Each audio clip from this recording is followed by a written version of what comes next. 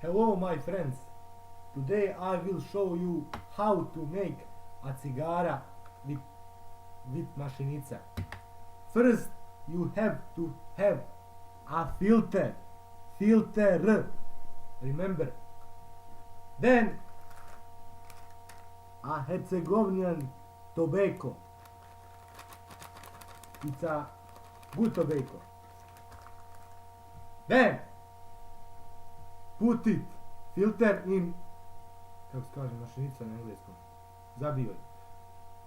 Mašinica. Put it on mašinica, nešto ne zajebava. And put on the desk.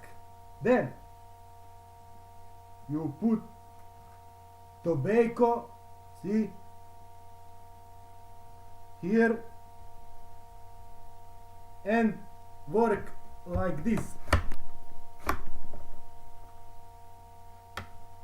And cigarette is ready to use. And smoke, of course. For my friend Huso, Haris and Musa and Keno and others who like to smoke. Goodbye.